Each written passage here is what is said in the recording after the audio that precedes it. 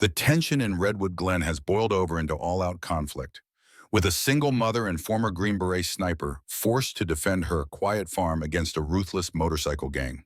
Her breathtaking skills, honed on distant battlefields, now serve as the last line of defense for a town on the brink of destruction. If you love high-stakes action, heroes with hidden pasts, and a community banding together under fire, then this story will keep you glued to every word. From the covert strategies in the orchards to nighttime ambushes on remote ridges, each twist will leave you wondering how far one determined woman will go to protect what matters most. Make sure you listen or read to the very end to find out how Redwood Glen stands firm in the face of overwhelming odds and whether the single mom can save her town and her children's future. Don't forget to subscribe to our channel for more amazing stories that highlight courage, community, and the triumph of the human spirit. Rachel Donovan was known around Redwood Glen, Montana, as a quiet, determined single mother tending Cedar Branch Farm. Most folks in town only saw the surface details: a woman struggling with rising feed costs, old equipment on the verge of breaking down, and a mortgage with the local bank that loomed over her like a storm cloud. What they never noticed, at least not at first, were the subtle traces of her previous life as a Green Beret sniper. Every nail she hammered into a broken fence post was driven with the same steady, measured force she once used to chamber around. Each time she scanned the pastures at dawn, her gaze moved in calm, methodical arcs, precisely how she had once surveyed hostile terrain. For over 2 decades, Rachel had lived a different reality. She had served in conflicts scattered across the globe, earning distinction as one of the most accurate sharpshooters in her entire unit. By the time she rotated out, she had chalked up an astounding record of confirmed targets. The Army recognized her skill with commendations, promotions, and the wary respect that only those who fully grasp the weight of such duties can offer. But with the birth of her daughter Erin, then her son Caleb a few years later, Rachel realized she was craving the stillness of home more than the chaos of deployment. At the first real opportunity, she walked away from that career and purchased her grandfather's old homestead in Redwood Glen. All she wanted was a life in which dawn meant feeding chickens, not calibrating a scope, where the loudest sound was a barn door creaking in a gust of wind rather than the shock of a sniper rifle echoing off a desert ridge. For a while, she believed she had found a haven. The old farmhouse was drafty, the chores never-ending, and the money tight, but it was a routine that soothed her. Erin, 14, was blossoming into a quick-witted teenager who could handle a tractor nearly as well as Rachel herself. Caleb, 8, liked to race their Australian Shepherd Bandit through the tall grass in the fields. Their biggest worry seemed to be whether the next batch of chickens would yield enough eggs for the local farmers market. Everything changed the day the Crimson Reapers motorcycle club roared into town, led by a menacing figure known as Viper.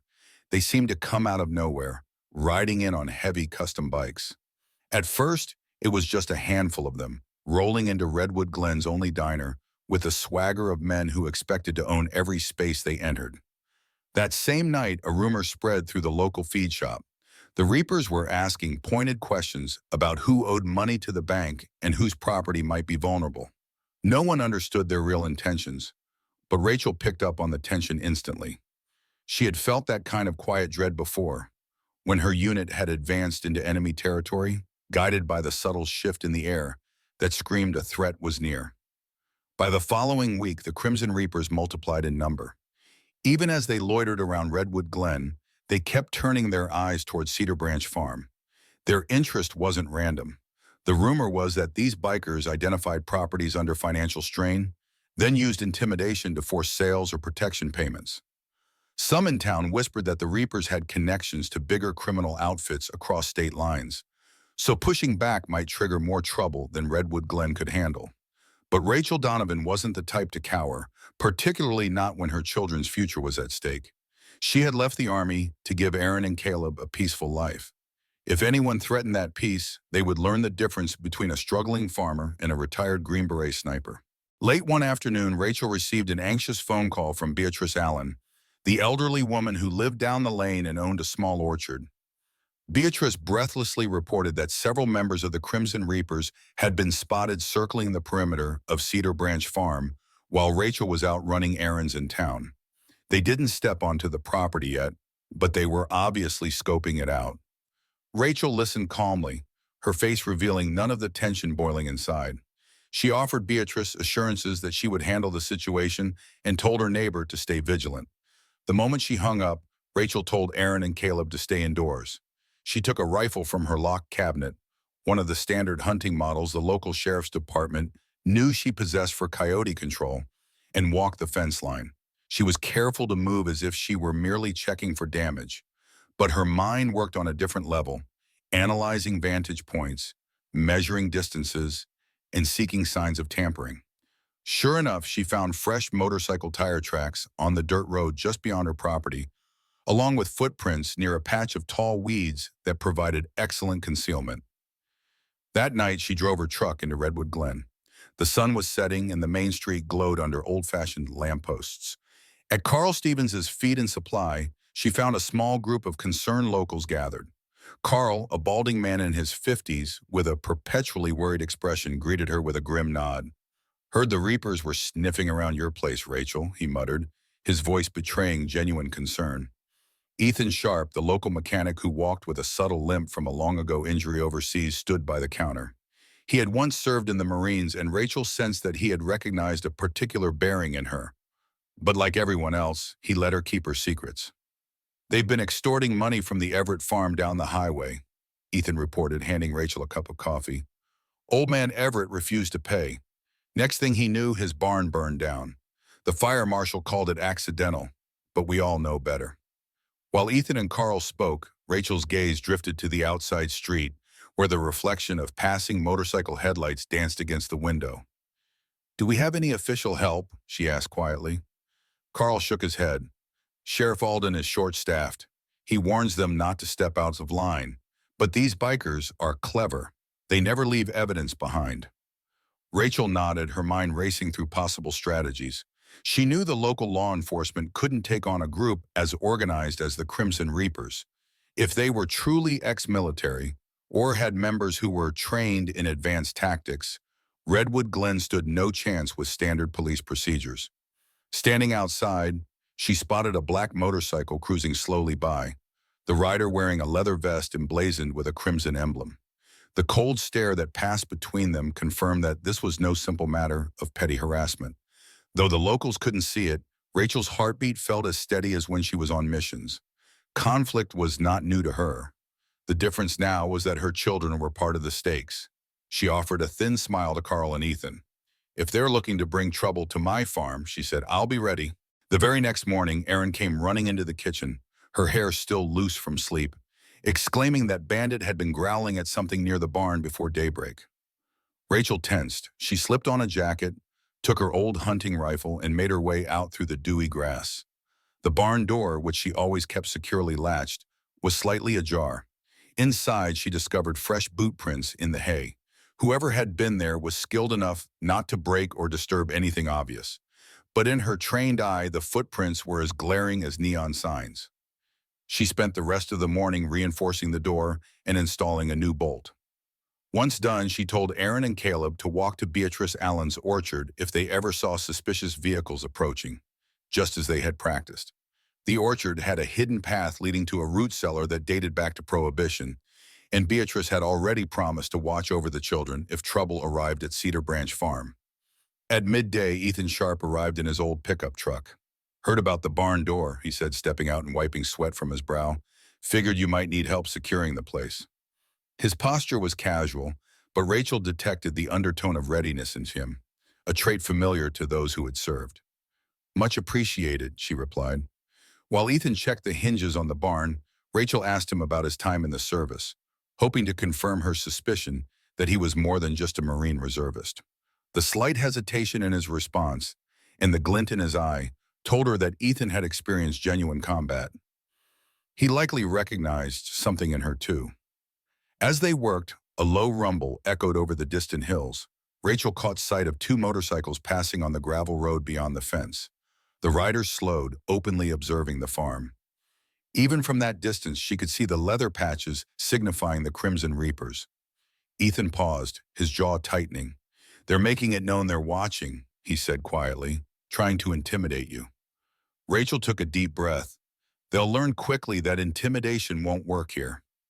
Ethan nodded, then reached into his truck and retrieved a compact shotgun. "I keep this around for coyotes," he said, though his tone carried a dry, knowing edge. "Mind if I stash it in your barn, just in case?" She gave him a careful once-over, then offered a subtle nod. "Go ahead," she agreed. The rest of the afternoon, Ethan helped patch up a section of fence while Rachel reorganized the hay bales to conceal a hidden compartment in the barn's rear. Though he never pried, it was obvious he suspected there was more to Rachel's story than she let on. Still, unspoken respect hung in the air between them, a shared understanding that Redwood Glen's fight was about to escalate. They would each do their part, but Rachel sensed the real burden would fall on her shoulders. She wasn't just a mother looking after a farm. She was a trained sniper who knew that sometimes the only way to ensure peace was to be ready for the worst. That evening, Aaron helped Caleb with his homework in the living room, while Rachel stood in the kitchen, her mind fixated on the suspicious footprints in the barn.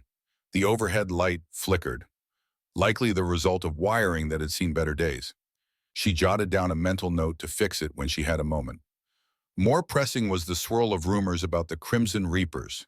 Word had it they were involved in drug distribution, arms smuggling, and intimidation rackets spanning multiple counties. If that was even half true, Redwood Glen was dealing with a significant threat. Rachel set out a simple dinner of stew and cornbread, making sure to maintain a relaxed demeanor for her children's sake. Aaron, perceptive as ever, noticed her mother's furrowed brow. "Mom, are those bikers going to give us trouble?" she asked bluntly. Caleb looked up from his plate, his big eyes filled with worry. Rachel forced a reassuring smile. "They might try," she admitted, "but I promise you, I'm not going to let them take away our farm. We've put too much love into this place." She meant every word. Cedar Branch Farm was more than just land, it was freedom from her former life. When she had first come back from overseas, the horrors of conflict still haunted her. The memory of dust storms in Kandahar, the sharp crack of gunfire slicing through silent nights, and the faces of comrades lost to hidden IEDs. Cedar Branch offered her a chance to heal, to be a parent without fear of a midnight phone call summoning her to another battlefield. After the children went to bed, Rachel stepped onto the porch. Bandit lay at her feet, ears perked toward the rolling hills beyond the property. The air was still, but the hush felt ominous. She was used to the hush in war zones just before the shooting began. Quietly, she walked to the barn, where she unlatched the hidden panel and took out a locked steel case. Inside lay her old sniper rifle, a finely maintained M40 adapted with custom modifications. She ran her hand over the cold metal, remembering the last time she'd used it in active service. She had vowed never to fire it in anger again, to keep it locked away as a piece of her past she would rather forget. But what if Redwood Glen needed more than just an old hunting rifle and a handful of concerned citizens? What if the Crimson Reapers escalated beyond intimidation and aimed directly at her family? Her heart pounded with a mixture of dread and resolve. She'd left the nightmares of war to protect Aaron and Caleb, to ensure they'd grow up with open fields and gentle sunsets rather than mortar blasts. The Reapers were pressing her to make a choice: remain the peaceful farmer or become the soldier once more. In the quiet of that barn, with only Bandit's watchful eyes and the faint chirp of crickets, Rachel realized her decision might already be made for her. Word traveled fast in Redwood Glen, and by the next day more stories surfaced about the Crimson Reapers' tactics. Rumors circulated that a local rancher, a man named Doyle, had received repeated visits from the bikers. They demanded protection fees, hinting that accidents could happen if he refused. Doyle, known for his defiance, laughed off their threats until a Molotov cocktail landed in a ditch near his property line, scorching an acre of his grazing land. The official story pinned it on mischief from unknown vandals, but everyone knew better. Rachel decided to drive into town to speak with Sheriff Alden directly. She found the sheriff in his cramped office at the back of the red brick courthouse, sifting through a stack of paperwork that seemed endless. His face was lined with worry, and his uniform looked like it had seen too many shifts in a row. "Sheriff," Rachel began, sitting down in the worn wooden chair across from him, "the Reapers are getting bolder. They've been scoping out my farm, and it sounds like they're strong-arming folks left and right. Alden sighed heavily. I'm aware, Ms. Donovan, but I've got limited manpower and even more limited resources. Every time we try to pin something on them, they vanish. No proof, no case. Rachel considered telling him about her background, but she quickly realized it might only complicate matters. If they show up on my land, I have the right to defend myself, she said, watching his reaction carefully. You do, Alden replied, but let's pray it doesn't come to that. I'd hate to see gunfire erupt in Redwood Glen. Leaving the courthouse, Rachel passed by Andrea Moore, the town's veterinarian who had started volunteering as a medic for the sheriff's department a few months earlier. Andrea paused, her expression serious. Heard you've had some uninvited visitors at the farm, she said. Everything okay? Rachel offered a small smile. I'll manage. Appreciate you asking, Doc. Before Andrea could say more, a trio of bikers rumbled past on the street outside, their crimson patches catching the afternoon light. One turned his head sharply, making deliberate eye contact with Rachel through the window. The message was clear. We see you. The next stop for Rachel was Carl Stevens' feed store, where she bought extra supplies she might need if the Reapers tried to cut her off from town. While paying at the counter, she overheard a hushed conversation between two local farmers. They worried that once the Reapers systematically targeted each vulnerable farm, Redwood Glen would be effectively under their thumb. One of the farmers looked up at Rachel. We're all hoping you'll find a way to stand up to them, he admitted, looking somewhat sheepish. You've got that presence, like maybe you've handled worse. Rachel forced a reassuring nod. We can't let fear drive us apart, she replied. If we stand together, these bullies won't break us. Yet as she stepped back into her truck, she couldn't escape the sense that the community was waiting for someone, maybe her, to take the first real stand. And that stand, she feared, would not be without cost. Back at Cedar Branch Farm, Rachel unloaded her supplies and quietly set aside a portion of them in the barn's hidden compartment, non-perishable food, water, and medical essentials. If the bikers tried a prolonged intimidation campaign, she wanted to be certain her kids had everything they needed, even if she had to keep them tucked away for safety. She also moved her old sniper rifle to a spot where she could access it quickly, should the need arise. That evening, she called Aaron and Caleb to the kitchen table for a serious talk. Aaron's eyes flicked with worry, and Caleb's lips pressed together in a tight line. Rachel explained that if the bikers showed up, the children were to follow the escape route to Beatrice Allen's orchard immediately. She reminded Aaron how to guide her younger brother along the creek bed, staying low and keeping to the tall grass for cover. Aaron nodded with a solemn focus. Caleb looked down at the table, but his voice was steady when he said, I understand, Mom. We'll do what you taught us. After they went off to bed, Rachel felt the old stirrings of guilt. She hated involving her children in anything resembling the tactics she had learned in the military. But she also knew that knowledge could be the difference between life and death if the Reapers escalated. As she extinguished the lights and let the moonlit hush fill the house, she reflected on the irony of preparing her farm like a forward operating base. She had left the army to escape exactly this scenario. Now it was happening right on her doorstep. The next morning brought an unexpected visitor. Andrea Moore pulled up in her pickup truck, wearing her usual veterinarian scrubs beneath a heavy jacket. Stepping out, she waved a folder of papers in one hand. Routine check on Bandit, she said with a broad smile, though Rachel doubted it was only about the dog. Sure enough, once Bandit received a quick examination and a clean bill of health, Andrea asked, Mind if I see the rest of the property? There's a rumor going around that the Reapers might be planning a more aggressive approach. Rachel raised an eyebrow. And you want to scout the terrain? Andrea shrugged, her tone carefully neutral. I was Army Reserve for a bit before vet school. Not quite your level, I'm guessing, but I know enough to help. It was the first time Andrea had hinted she suspected Rachel's background might be more than just average civilian. Softening, Rachel let Andrea walk the boundary. They've been testing the fences, Rachel admitted. My guess is they're watching for gaps in coverage. They might cut power, block the driveway, try to trap us. So we're making sure we have options. Andrea nodded in agreement. Good. Also be ready for them to sabotage your well pump or your equipment.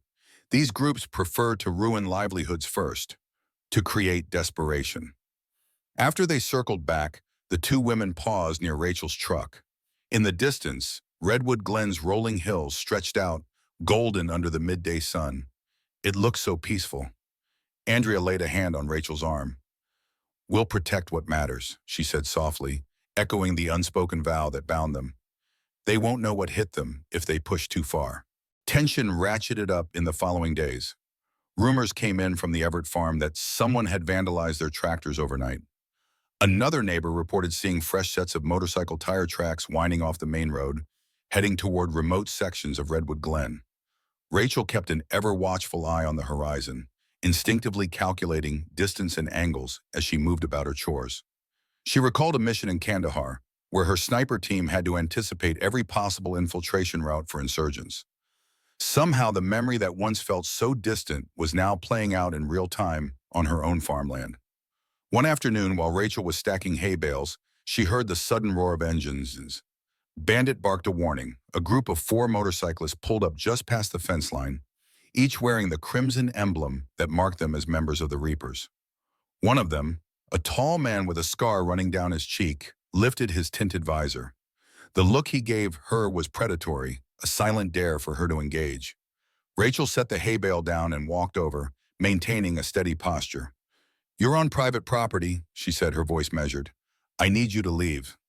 Scarface, as she instantly labeled him in her mind, gave a nasty grin. "We're just admiring the view, ma'am. Heard this farm's got some outstanding acreage." Another biker, with a patch that read Ripper, let out a low, mocking chuckle. "A lot of folks are looking to sell these days, especially if they owe the bank." Rachel didn't blink. "You got business with the bank? You talk to them. This land isn't for sale."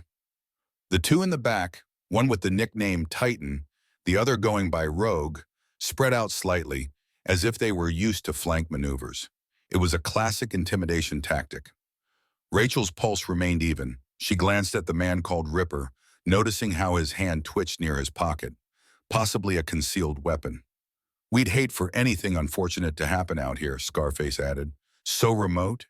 Who knows how long it would take help to arrive if something went wrong." Rachel thought of the hidden sniper rifle, of Ethan's shotgun locked in the barn, of the carefully organized routes she'd shown her children. "I appreciate your concern," she replied coolly, "but we do just fine." A beat of silence passed. Tension crackled in the air. Finally, Titan raised a hand, signaling to the others. They revved their engines in unison, the guttural roar sending a spray of gravel behind them.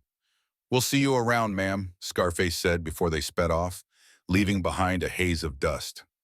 Rachel stood by the fence long after they vanished from sight. The unspoken message was clear. The Reapers were done with subtle intimidation. Redwood Glen was now in the crosshairs, and her farm was the prime target. Brushing a fine layer of dust from her jeans, Rachel gazed over the quiet fields. If they wanted a fight, she would give them one, but on her terms and with a level of expertise they could not possibly imagine. That evening, the sense of unease weighed on every conversation around town. It was as if Redwood Glen collectively held its breath, waiting for the next incident. People gathered at the diner, whispering about who the Reapers would target next. Beatrice Allen overheard them and reported back to Rachel that the general mood was one of fearful resignation. A few seemed ready to capitulate, believing it was simpler to pay the bikers than to live under constant threat. But the infiltration went deeper. Ethan Sharp mentioned he had spotted Reapers surveilling the roads in a pattern that suggested military-style discipline. His own experience in the Marines told him these men weren't just random thugs. They understood flanking positions, observation posts, and how to remain inconspicuous until the right moment. On the flip side, Redwood Glen had no illusions about how outmatched they were if these bikers decided on open warfare. Sheriff Alden did his best to calm folks, increasing patrols where he could. But the sheriff's office had maybe 3 deputies in a single battered patrol car for the entire county. Whenever he or his deputies drove past, the Reapers would dissolve into the background, well-trained in avoiding direct confrontations with law enforcement unless it suited them. At Cedar Branch Farm, Rachel weighed the risk of preemptive action. She could, in theory, pick off any high-ranking Reaper, like Viper, their presumed leader, if he showed his face. Yet that would mean crossing a moral line she had worked so hard to step away from. Sniper duty had taught her that every trigger pull carried consequences, echoes that rippled through families and communities.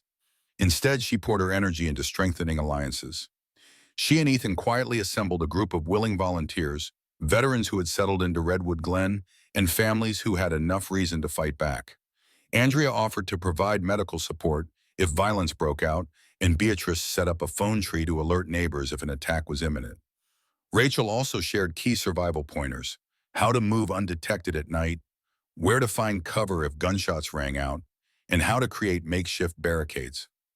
Despite these preparations, there was a constant undercurrent of dread. Aaron picked up on it, asking, "Mom, can we really stop them if they come at us full force?" Rachel didn't have a comforting answer.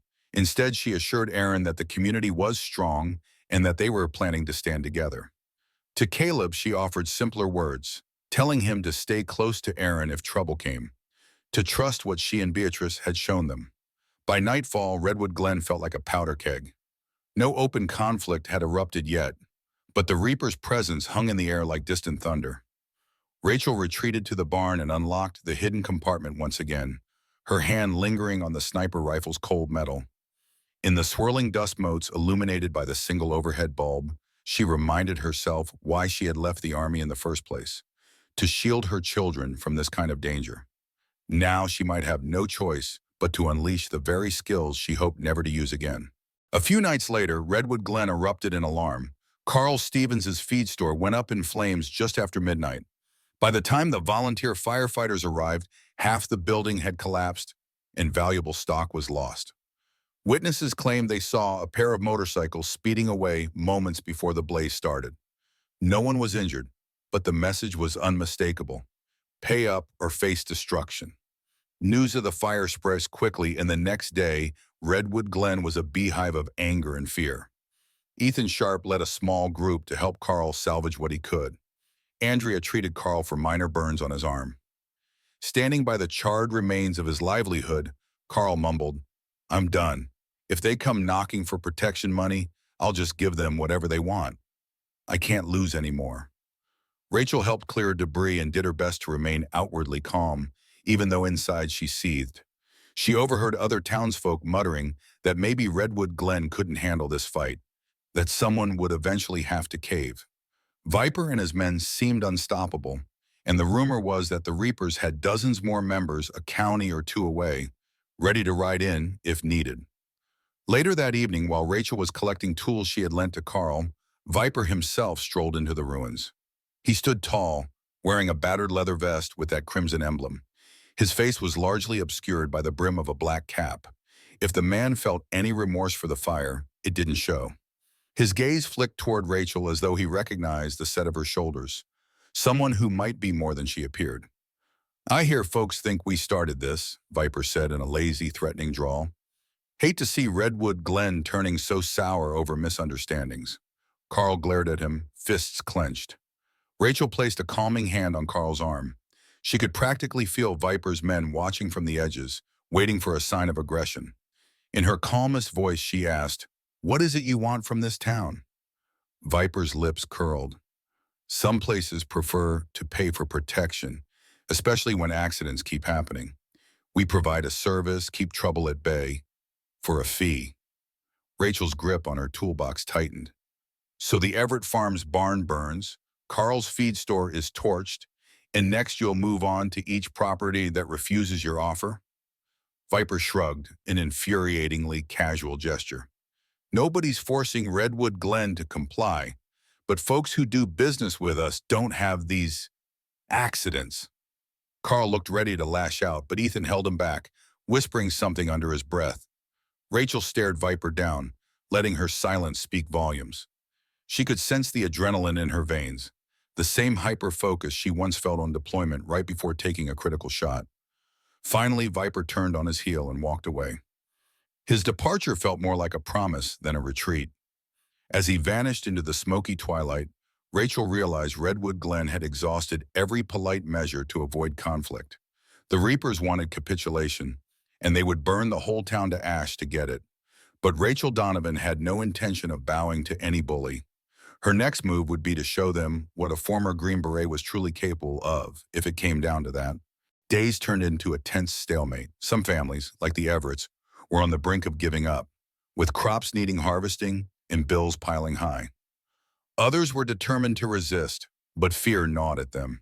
In that environment, Rachel's phone rang early one morning. It was Sheriff Alden, asking her to come to the station. When she arrived, she found him poring over an incident map pinned to the wall.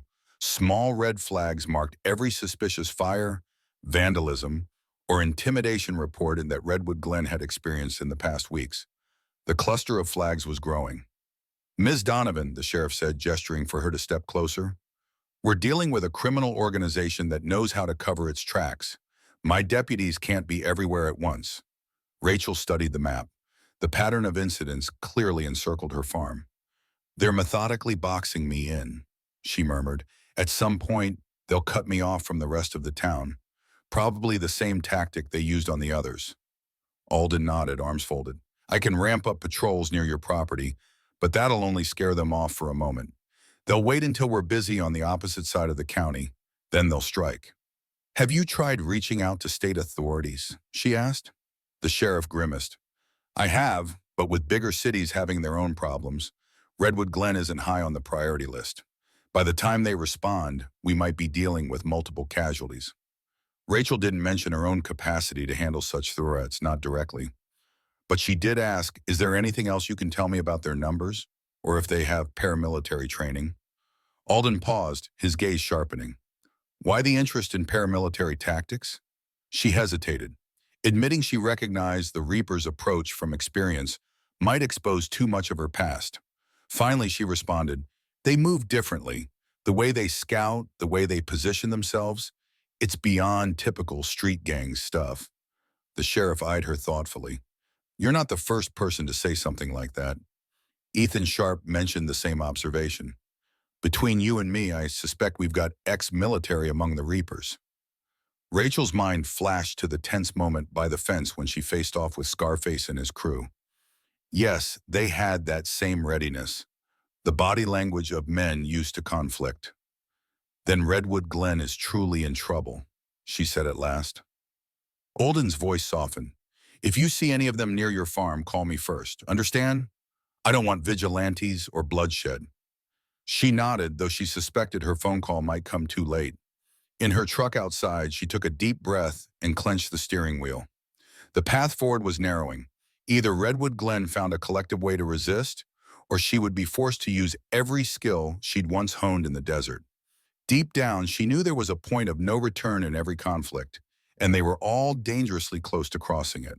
True to the sheriff's forecast, the Reapers advanced their harassment under the cloak of night. A rash of broken windows, spray-painted threats, and slashed tires blanketed Redwood Glen over the next 48 hours. Carl Stevens found menacing graffiti on the half-rebuilt wall of his feed store, an image of a reaper's scythe slicing through a farmhouse. Another neighbor woke to find bullet holes in the side of his barn. Though no one was physically harmed, the message was all too clear. Rachel and Ethan decided it was time for a community gathering at Beatrice Allen's orchard. After all, if Redwood Glen was going to fight back, they needed unity. Nearly 24 folks showed up, including Andrea Moore, Carl Stevens, several farmers, and a handful of veterans who had settled in the region. They stood in a rough circle under the orchard's ancient apple trees, the late afternoon sun casting dappled light across worried faces. Ethan began, "We can't keep going like this, reacting to each new incident, hoping the sheriff might catch someone. We need a plan to protect ourselves." One of the farmers, an older man with a stooped back, said bitterly, "And what plan is that? We don't have a police force. We're just a small town. These bikers have guns, training, and no conscience." Andrea, arms crossed, stepped forward. "We're not powerless. We have enough people here who've served or who know how to handle firearms. And Redwood Glen has more knowledge of its own land than any outsider. That's an advantage." Carl Stevens frowned. "Still, we need leadership, someone who can coordinate all these efforts. Otherwise, we'll just be running around confused if they launch a bigger attack." Ethan's gaze flicked pointedly to Rachel. It was a subtle gesture, but enough to make others turn her way. She tried to keep her expression neutral, but inside, Conflicting emotions battled for dominance.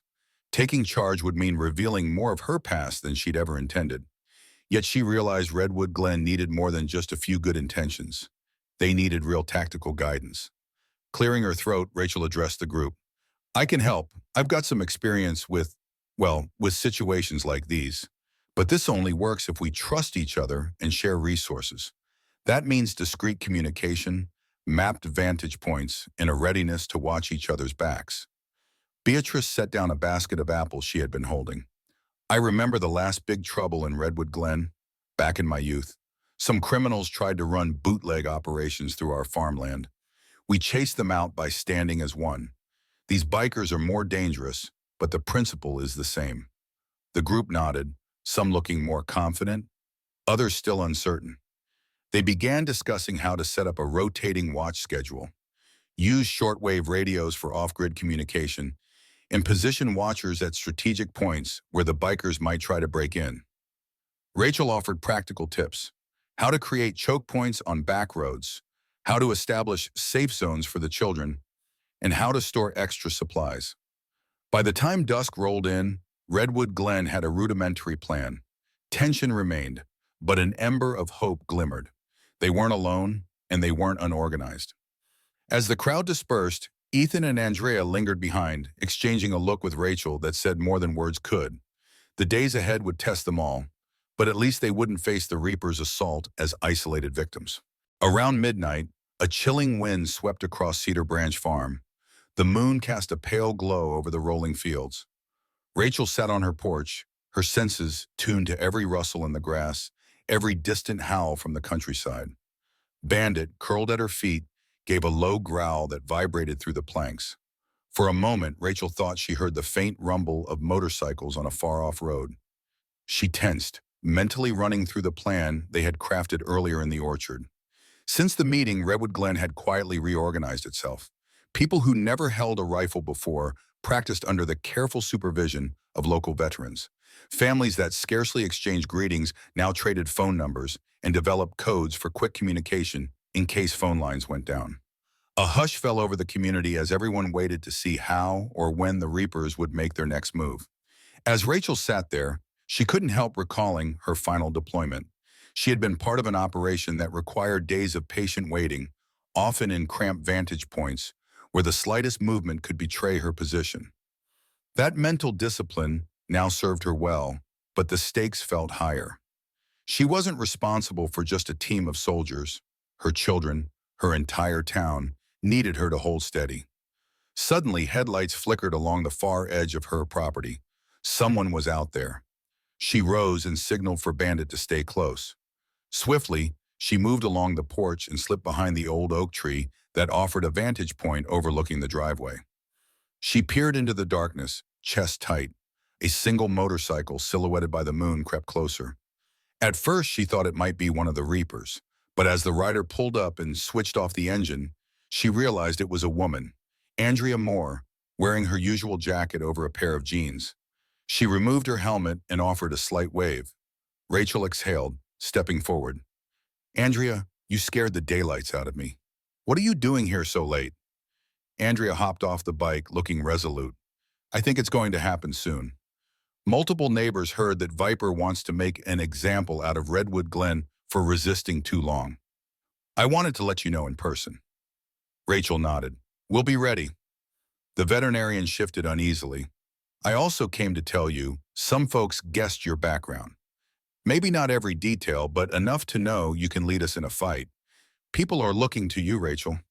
She swallowed hard, the weight of that statement settling in. "I'm just trying to do what's right for my family."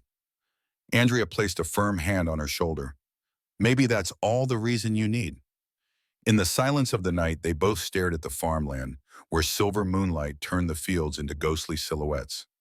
Somewhere far off, the low rumble of motorcycles rolled across the horizon. A storm was coming.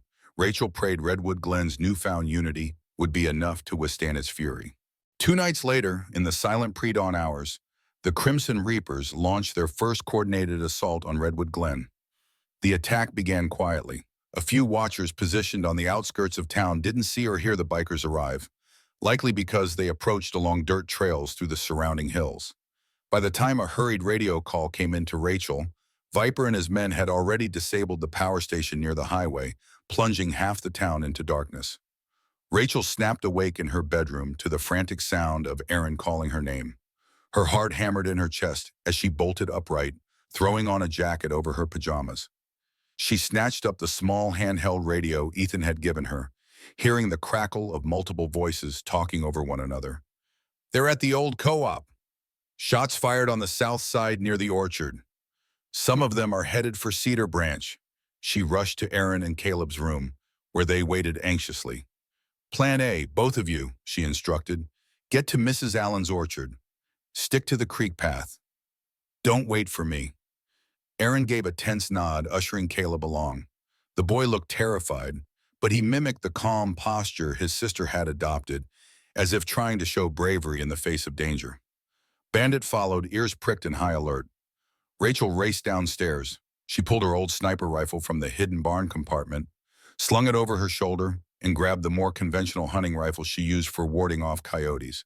She didn't want to start the night with lethal sniping, but she needed the option if things turned dire. Ethan's voice broke through on the radio. "Rachel, confirm your position?" "Still at my farm," she replied, stepping into the moonlit yard. The entire area felt charged with tension. Even the wind seemed to hold its breath. "Okay, we're forming a defensive line near the orchard. Andrea's on standby for medical. Sheriff Alden is pinned down at the co-op, trying to stop them from torching another building. We need you on the ridge if you can get there." Rachel looked up the hill behind her property. The ridge offered a clear vantage point over most of Redwood Glen. She had scouted it many times before, placing markers for the distances to key locations. It felt eerily like returning to a forward observation post from her old missions. "I'm on my way," she said, her voice level despite the adrenaline surging in her veins. As she jogged toward the ridge, the night sky appeared oddly bright with the moon nearing full, illuminating the farmland in silver light. She heard the roar of motorcycle engines from the distant main road. A few random gunshots echoed, telling her the Reapers were fully engaged. Redwood Glen's watchers were responding, but how effectively remained to be seen. She crested the ridge and dropped prone behind a fallen log, breathing hard. Through the rifle scope, she could see the faint glow of fires burning near the co-op. The orchard, slightly to the east, appeared dark and quiet except for the flicker of flashlights and the silhouettes of volunteers trying to secure it.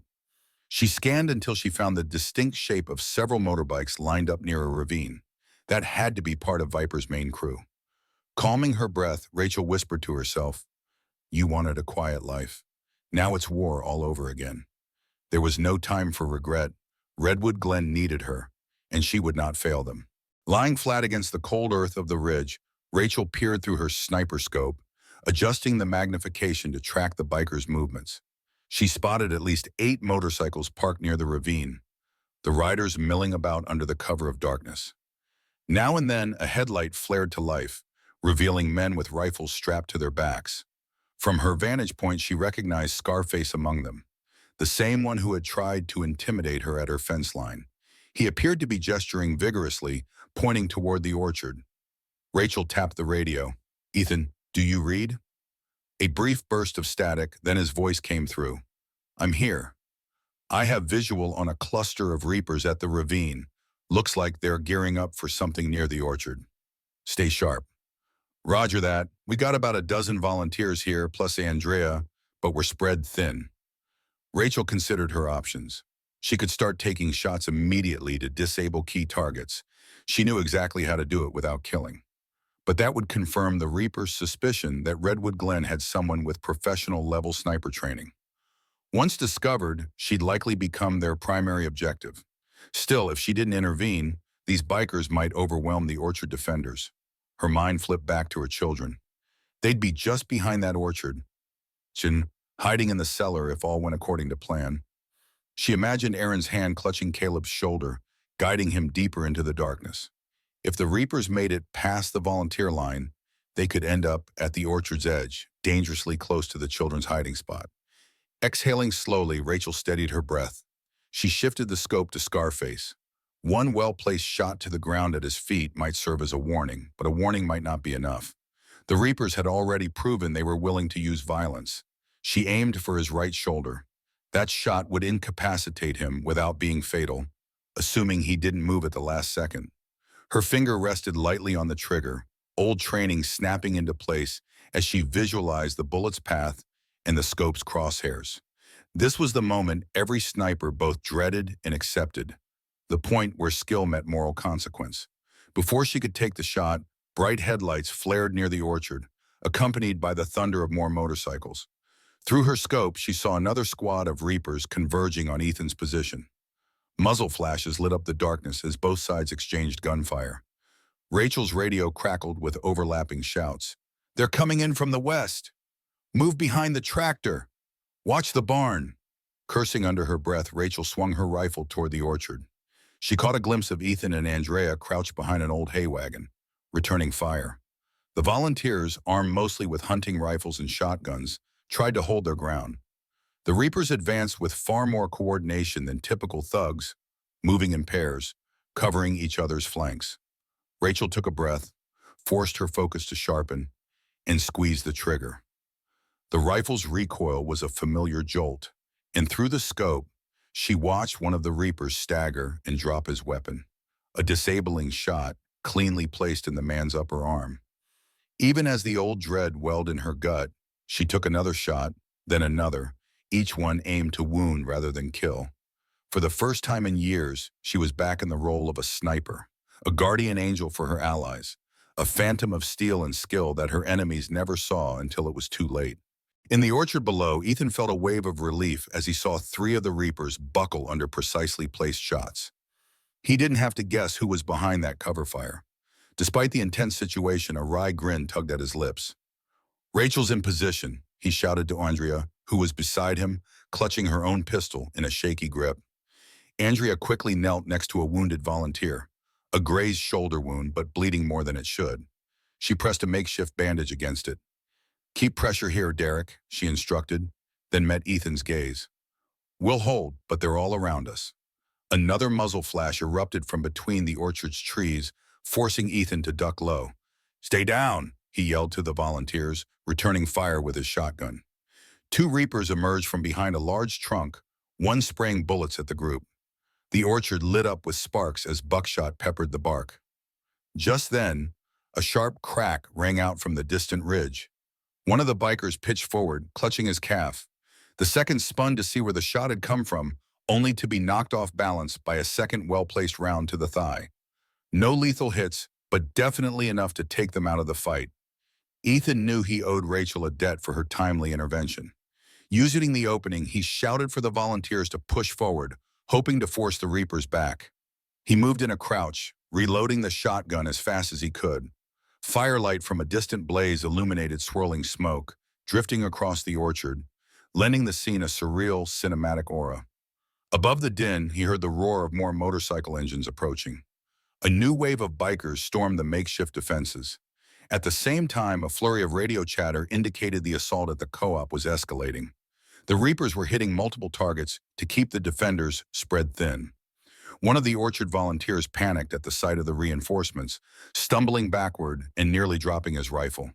Ethan grabbed him by the arm. "Steady," he hissed. "We've got help on the ridge. Don't lose your nerve." Gunfire lit the orchard once more, followed by another crack from Rachel's sniper rifle. The Reapers, now wise to the presence of a hidden marksman, frantically tried to conceal themselves among the rows of apple trees. But even as they sought cover, Rachel's vantage point allowed her to systematically target those who broke away from the main group. Andrea dragged the wounded volunteer behind a small tractor, grimacing at the sight of more injuries. She called into the radio, "Anybody got a medic kit? We're low on supplies." As the orchard devolved into a battlefield, Ethan realized that Redwood Glen was in a full-scale fight for survival. The Reapers hadn't just come to make a point. They were launching a concerted effort to crush the town's spirit. His heart pounded with equal measures of fear and determination. If they fell here, the rest of Redwood Glen would surely follow. High on the ridge, Rachel adjusted her position, ignoring the cold sweat trickling down her neck. She steadied her rifle once more, scanning for movement. She spotted Scarface again, this time leading a small contingent to flank the volunteers. Gritting her teeth, she chambered another round, fully aware that time was running short for Redwood Glen. Meanwhile, at the co-op on the other side of town, Sheriff Alden and his two deputies faced off against the bulk of the Crimson Reapers. Flames leapt from the gutted remains of a storage shed, painting the night sky a deep orange. The sheriff crouched behind his patrol car, firing sporadically whenever a Reaper showed his face. His deputies, young and inexperienced, trembled with each crack of gunfire. Alden wiped sweat from his brow, his eyes flicking to the small radio clipped to his vest. "We're pinned down here," he spoke into it. "Can anyone assist? Over." Static greeted him, then a burst of overlapping voices. He caught fragments mentioning orchard fights, impossible reinforcements. He ground his teeth. "We're on our own," he muttered. Across the dirt lot, a dozen bikers strutted with unnerving calm, brandishing weapons. Viper stood among them, recognizable by his commanding stance and the vicious set of his features. He wore fingerless gloves that revealed tattoos creeping up his arms, and from his posture, Alden could tell this man was used to orchestrating chaos. "Sheriff," Viper called out, his voice cutting through the crackle of fire. "You've put up a decent effort. I'll give you that. But Redwood Glen is done for. Why not lay down your weapons and walk away? I promise we'll let you leave in one piece. Maybe even keep your job if you play nice." Alden's jaw tightened. He couldn't abide a bully, especially not one who reveled in violence. "This is our town," he shot back, voice steady. "We don't bend the knee to criminals." Viper's grin was feral. "Suit yourself." With a wave of his hand, he directed his men to spread out. Immediately, bullets ricocheted off the patrol car's metal frame, shattering the windshield. One deputy yelped as glass rained over them. Alden quickly pulled him down, cursing under his breath. They were outnumbered and outgunned. Alden had to make a call, either hold his ground, risking casualties among his young deputies, or attempt a retreat to regroup with the others. Every instinct told him Redwood Glen's only chance of survival lay in combining forces, not dying in isolated pockets.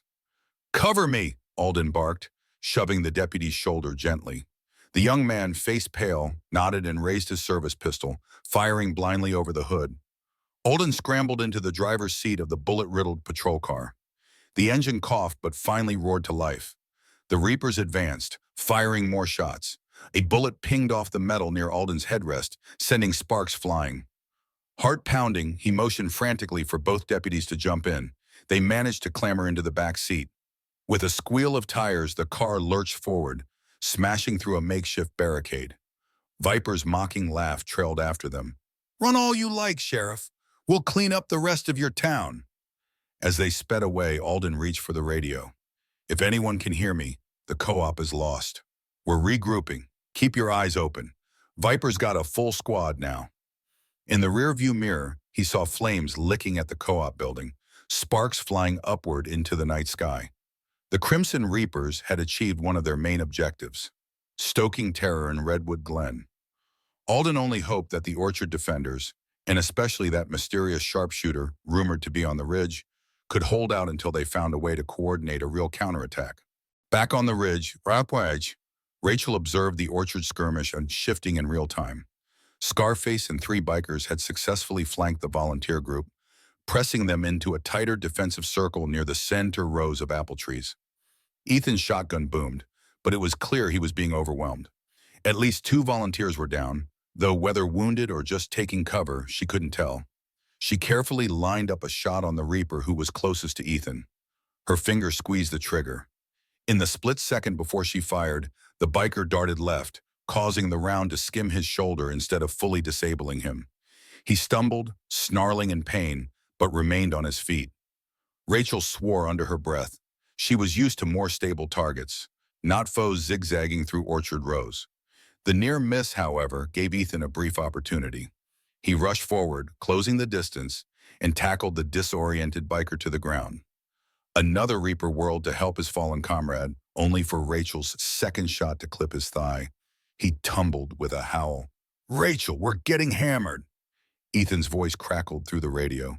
"They've got at least a dozen still coming at us." She fought the urge to join them physically. Her advantage was up here, providing cover from a vantage point they couldn't easily counter. Switching perspective, she swept her scope to the west. That was when she saw something that made her heart clench. Another contingent of reapers, maybe 6 strong, were quietly slipping around the orchard. They were heading for the creek path, the route Aaron and Caleb would have taken. Fear seized her insides like a vice. Could her kids still be on the trail? Or had they made it to Mrs. Allen's cellar in time? Either way, these bikers were heading straight toward the orchard's hidden boundary. If Aaron and Caleb got spotted, there'd be no one to protect them. Torn between her duties as the orchard's overwatch and her need to ensure her children's safety, Rachel felt panic try to creep in. She forced it down. Breathing sharply through her nose, she radioed, "Ethan, I've got multiple targets heading to the creek path. I'm relocating. You're on your own for now. Sorry." "Do what you have to do," Ethan replied, bullets whizzing in the background. Rachel slung her rifle and began moving at a half-run, half-crawl across the ridge, ducking behind boulders. She circled around to a secondary vantage point that overlooked the creek. Every second counted. If Aaron and Caleb were still exposed, she had to cover them. Positioning herself behind a low cluster of rocks, she unfolded the bipod of her sniper rifle and aimed into the moonlit ravine where the creek ran. Sure enough, the 6 reapers were picking their way down the embankment, flashlights off, trying to remain undetected. They moved swiftly, with a confidence suggesting at least one of them knew the terrain. She scanned for any sign of her children. Nothing. Either they were safely hidden or they'd already managed to reach Beatrice's orchard boundary. Quietly, Rachel exhaled, steadying her crosshairs on the lead biker. She reminded herself these men would harm Aaron and Caleb without a second's hesitation. There was no space for half measures now. For Redwood Glen and for her family, she would do what needed doing. Her first shot cracked through the still air, slamming into the lead biker's shoulder and sending him sprawling into the shallow creek. Another reaper jerked his head up, fumbling for a weapon. Rachel immediately fired again, catching him in the knee. He collapsed with a muffled curse.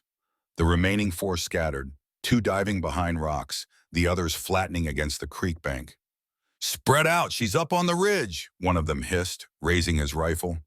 A flash of muzzle fire exploded from the creek bed, sending bullets whining past Rachel's position. She pressed herself behind the rocks, heart pounding. Her vantage was solid but not invulnerable.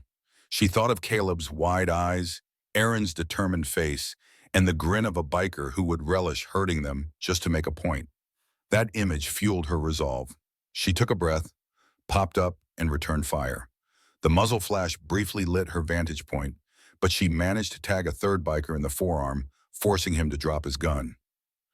Down in the creek, the reapers had the disadvantage of lower ground, but they fired sporadically, trying to suppress Rachel's position. The echo of gunfire bounced off the rocky ravine, creating a cacophony that felt magnified by the enclosed space. A bullet skipped off the stone near her elbow, sending fragments of rock scraping her cheek. She ignored the sting, refusing to let pain cloud her focus. Another shot from her rifle. Another downed reaper. Now only 2 remained who could effectively fight. They seemed torn between retrieving their wounded comrades and retreating. One tossed something, a flash grenade, toward the ridge. Realizing what it was, Rachel ducked low and turned her face away. Even from behind cover, the brilliant white burst overwhelmed her senses for a few critical seconds, leaving her blinking and disoriented. When she recovered, the reapers had split. One was limping away upstream, dragging a wounded friend, while another had vanished into the brush. Her intuition flared. The missing one might be attempting a flank or an ambush. She shifted her rifle scope in frantic arcs, searching for movement. The night had gone silent, except for the rushing creek and the distant echo of gunfire from the orchard. Rachel slid down a few feet, changing her angle. That was when she spotted him creeping along the slope, eyes fixed on her last position. He carried a compact submachine gun, a weapon that could spray bullets in a fatal sweep if he caught her out of cover. Carefully, she lined him up in the crosshairs. Her heart pounded. She hated that it had come to this, but there was no other choice. She squeezed the trigger. The submachine gun clattered from his hands as the man went down, screaming, clutching his left shoulder. A disabling shot, but it was enough. He wouldn't be sneaking up on anyone tonight. Blood roaring in her ears, Rachel scanned the area. It appeared she had neutralized all immediate threats along the creek. Still, her nerves buzzed. Were Aaron and Caleb safe, or had they somehow run into another patrol? She forced herself to breathe, to maintain discipline. Redwood Glen had become a battlefield, and she was just one front in a larger war. Gathering her courage, she tapped the radio. "Ethan, orchard status?" she asked, voice taut. No response. Static crackled ominously. She gritted her teeth. If the orchard had fallen, or if the volunteers had been forced to scatter, Redwood Glen might already be lost. Across the orchard, Ethan and his group were in a desperate struggle. They had driven back one wave of reapers, but a fresh surge had overrun the western fence line. Volunteers took cover wherever they could, behind crates, fallen trees, even shallow irrigation ditches. The orchard was large, but that also meant the defenders were spread thin, trying to guard multiple entry points. Andrea scrambled from one injured person to another, applying tourniquets and makeshift bandages. Gunfire and shouts echoed all around. The air smelled of damp earth and gunpowder. She tried calling out on the radio for more medical supplies or extra hands, but the only response was static. Possibly the Reapers had jammed the frequencies. In the chaos, a Reaper wearing a spiked helmet lunged from behind a row of barrels, knocking Andrea to the ground. Her kit scattered, syringes and bandages flying. She gasped, struggling to free her pistol from its holster. The biker sneered, raising a knife. A shotgun blast boomed before he could strike. Ethan, panting and drenched in sweat, stood a few yards away, smoke curling from the barrel of his weapon. The spiked helmet Reaper toppled with a pained groan. Ethan reached down, hauling Andrea to her feet. "You all right?" She nodded, voice trembling. "Yeah, close one." Before they could catch their breath, more Reapers appeared, guns blazing. Wood splintered as bullets tore into crates. One volunteer cried out, clutching his side. Andrea rushed to help him, while Ethan returned fire. Somewhere in the distance, the flick of muzzle flashes indicated that a small cluster of defenders was still holding out. However, it was clear they were being pushed deeper into the orchard, losing ground by the minute. Ethan reloaded, teeth gritted. This assault was too organized to be just random intimidation. The Crimson Reapers wanted to crush Redwood Glen entirely, perhaps even raze the orchard where many local farmers stored produce and equipment. A flash of light caught Ethan's eye. A set of motorcycle headlights bobbed through the trees. One of the Reapers was advancing on a bike, weaving among the trunks to scatter defenders.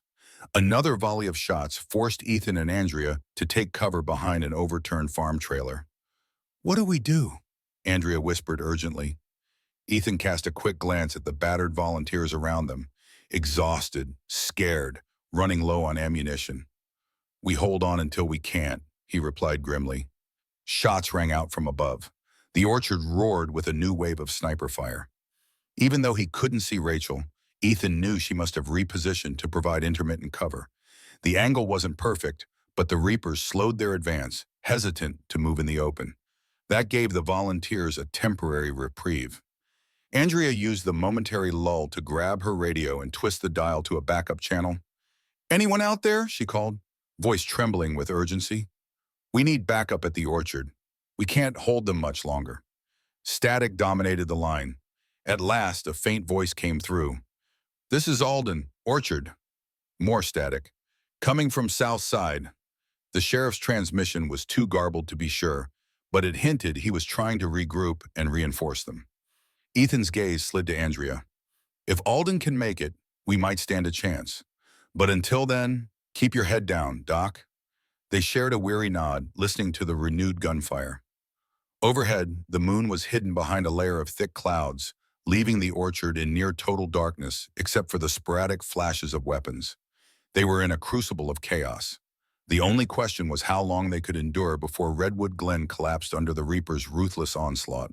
In the pitch-black hours before dawn, Sheriff Alden's battered patrol car rattled onto the dusty road that led to the orchard. His deputies, both bloodied but still able to function, were slumped in the back seat.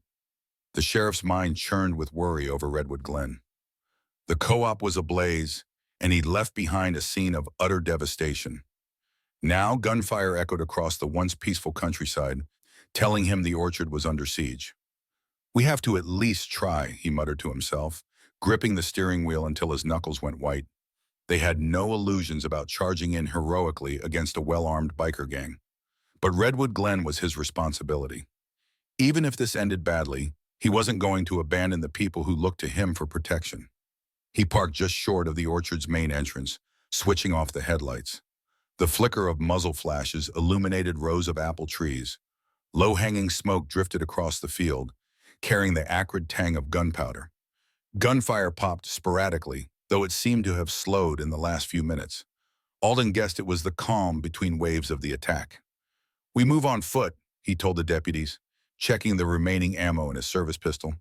They nodded, fear etched into their eyes. Even so, they followed him out into the dark. As they crept along the edge of the orchard, Alden caught glimpses of a fierce battle scene. Volunteers taking cover behind fallen logs, orchard carts, and crates, while the reapers prowled the tree rows. Bodies and wounded men lay scattered, though he couldn't tell how many. The orchard resonated with pained groans and hushed shouts for medical aid. Suddenly, a pair of bikers appeared from behind a large oak, shining flashlights into the gloom. Alden dove behind a crate, signaling his deputies to scatter. The nearest biker sniffed out their presence and opened fire. The bark of an apple tree exploded, sending shards of wood across Alden's face. He gritted his teeth and fired back, hitting the biker's shoulder. The man yelled and dropped his flashlight. The second biker pivoted toward Alden, weapon raised, but a crack from the darkness blew the rifle out of his hands. Alden blinked in confusion. Another crack followed, and the biker collapsed with a growl of pain, clutching his calf. "Rachel," Alden whispered, his heart thumping. He still hadn't met her in any official capacity outside the sheriff's office, but rumors suggested she was the ghostly sniper Redwood Glen had pinned its hopes on. Her presence here was the only explanation for the precision takedowns in near-total darkness. In the sudden lull, Alden and his deputies skirted deeper into the orchard, eventually stumbling upon Ethan, Andrea, and a huddled group of volunteers. Relief flashed across Ethan's face when he spotted the sheriff. "About time you got here," he hollered over the distant gunfire. "We're pinned down, and half of us are out of ammo." Andrea knelt beside an older farmer, pressing cloth to a wound in his abdomen. "We need to get the injured out of here," she said, voice taut with worry. "There's no telling how many reapers are still around." Alden surveyed the battered defenders. "We can't evacuate everyone safely. The roads might be blocked. Is there anywhere in town we can fortify?" Ethan shook his head. "Reapers are all over Redwood Glen, from what we can tell. Rachel's been covering us from that ridge, but I don't know how much longer she can stay hidden once the sun comes up." The sheriff exhaled slowly, realizing their dire predicament. Daybreak was imminent, and with daylight, the Reapers would gain a huge advantage. If Redwood Glen's defenders were already on their last legs, the dawn might bring total defeat. A rustling nearby made them all freeze. Bandit emerged from the shadows, wagging his tail in a subdued greeting. Seeing the dog alive and unhurt prompted a surge of relief in Ethan. If Bandit was here, perhaps Aaron and Caleb had made it to safety after all. "We hold as best we can," Alden said at last, rising to address the volunteers. His voice carried a firm resolve, even if his eyes shone with exhaustion. "Rachel's out there, and maybe more backup will arrive. Redwood Glen still stands." Ethan swallowed hard, drawing a ragged breath. "Then let's hope we can stand until morning."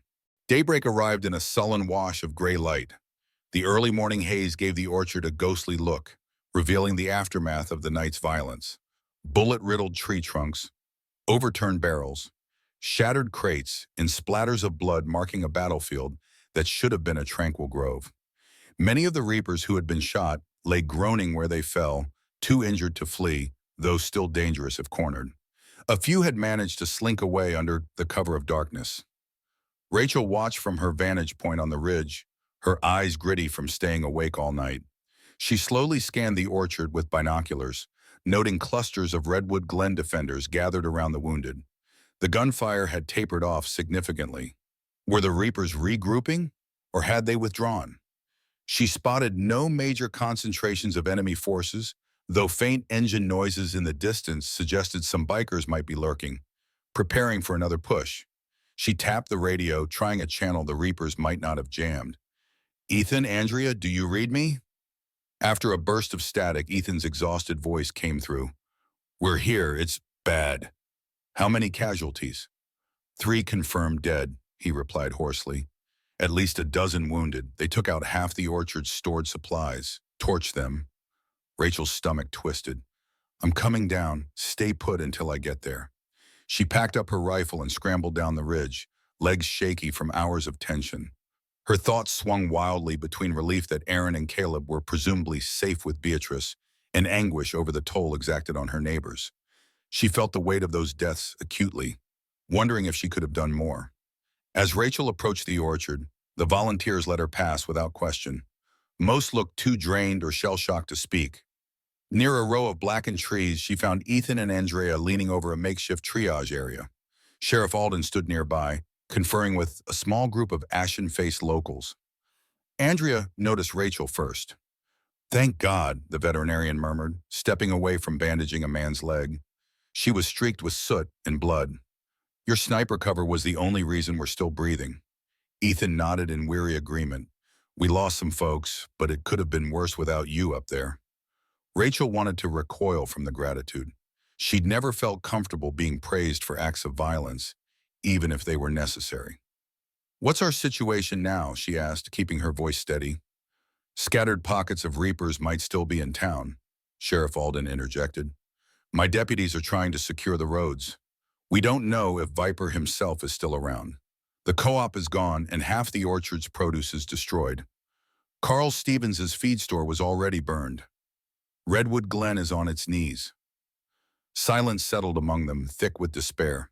The orchard, once the lifeblood of Redwood Glen, lay ravaged, its defenders teetering on the brink. Even with the reapers possibly withdrawing, the damage was done. People were dead, livelihoods destroyed, and fear still gripped the town. Rachel inhaled a shaky breath. "We need medical help, supplies, and a plan to keep them from coming back in greater force." She glanced at Ethan. "Bandit found you. What about Aaron and Caleb?" Ethan tried a small, reassuring smile. "Far as I know, they're with Beatrice. She radioed once to say they reached the cellar safely. That was hours ago, though." Relief warred with lingering worry. At least her children were alive, possibly unhurt. Now came the grim task of accounting for the damage. In the quiet heartbreak of that orchard-turned battlefield, Rachel felt a familiar resolve surge in her chest. Redwood Glen would rebuild, but only if they eliminated the Reaper's threat at its root. A sense of finality weighed on her. She suspected that to save Redwood Glen for good, she would have to face Viper head-on, without hesitation or half measures. Standing amid the soot and broken branches, she realized that once again, she was a soldier with a mission, and Redwood Glen was counting on her to see it through. A day later, Redwood Glen was a changed place. The fires had been extinguished, and the wounded were carried to makeshift medical stations, some housed in the church, others in empty barns repurposed as infirmaries. Despite the exhaustion, the community pulled together like never before. Those who hadn't actively fought the Reapers contributed food, warm blankets, and manual labor to rebuild fences and cover shattered windows. But an undercurrent of fear still ran through the town, fueled by knowledge that this might only have been a preliminary strike. The sheriff's office was turned into a command center of sorts. Rachel, Ethan, Andrea, Sheriff Alden, and a few other key figures gathered around a large table stacked with maps, radio equipment, and a hastily compiled list of every able-bodied person left who could fight. The losses from the Orchard battle weighed heavily on them, but there was no time to dwell on grief. If Viper returned with reinforcements, Redwood Glen would face total annihilation. "We need to figure out where Viper is holed up," Sheriff Alden said, running a hand over his stubbly chin. "My deputies haven't seen him since the co-op attack. One of them swore they spotted him heading north out of town, but that might be a ruse." Ethan pointed to a section of the map that showed winding back roads leading into wooded hills. "Locals claim there's an abandoned lumberyard up there, old sawmill buildings, plenty of places to hide bikes and store weapons." Andrea shuffled through some handwritten note. "Several injured Reapers we took captive mentioned the yard. They were delirious, but it came up more than once." Rachel leaned over the table. "That might be our best lead. If we can confirm Viper's presence there, a strike team could stop him before he regroups." The room fell silent. Everyone looked at her, knowing she was the one with the combat expertise to plan such an operation. Rachel swallowed hard, glancing at Ethan. He nodded, giving her silent support. She traced a path on the map. We could approach from the south, along this ridge. It offers natural cover until we're within a half-mile. Then we spread out, circle around to block possible escape routes. Quick in and out, neutralize Viper, and seize any weapons they're stockpiling. Sheriff Alden tapped the table. We'll have minimal manpower. Half the volunteers are laid up. My deputies are exhausted, and a direct assault on a fortified position sounds like a death sentence, Rachel inhaled. I know, but waiting for them to come back here is worse. Redwood Glen can't take another full-scale attack. After a grim pause, Ethan raised his hand. I'll go. You lead. I'll follow. Andrea hesitated, then stepped forward. They'll need a medic, she said, forcing confidence into her voice. Alden blew out a breath. All right, I'll pull one deputy to accompany you. The other has to stay in town to maintain order. He turned to Rachel. Ms. Donovan, if you do this, I won't ask about your background. Let's just say I'm glad Redwood Glen has someone like you. Her cheeks warmed slightly, but she nodded. There was no room for hesitation. She felt the weight of Redwood Glen's collective hope pressed against her shoulders. We'll leave at dusk tomorrow, she said, summoning every ounce of calm leadership she could muster. We'll end this at the sawmill, once and for all. Outside, the sun shone weakly through haze and smoke, illuminating a town struggling to recover from trauma. Children huddled in the community hall, too frightened to play in the open. Farmers stood watch at the outskirts, shotguns resting in shaking hands. Redwood Glen looked battered, but not broken. If Rachel had any say, the Crimson Reapers would never again terrorize these fields. She left the command center, heading off to find Aaron and Caleb for a brief moment of normalcy before plunging into yet another mission. Each step felt heavier than the last, yet in her chest burned a quiet, unstoppable resolve. Redwood Glen was her home, and she would protect it at any cost. From my viewpoint, the struggle in Redwood Glen symbolizes the power of unity and personal resolve. Watching neighbors transition from fearful bystanders to courageous protectors proves that true strength comes from collective action. Rachel's journey, evolving from a woman haunted by her military past to a selfless defender of her community, reminds us that hope can prevail even in our darkest hours. Despite heartbreak and loss, the town rises stronger, forging a lasting bond among its people. I'd love to hear your thoughts on the story's twists, characters, and final confrontation. Please leave your comments and opinions below so we can keep the conversation going. Your insights and discussions fuel more amazing stories and inspire the narratives we share. Don't forget to subscribe and stay tuned for future tales where courage, heart, and unexpected heroes shine the brightest.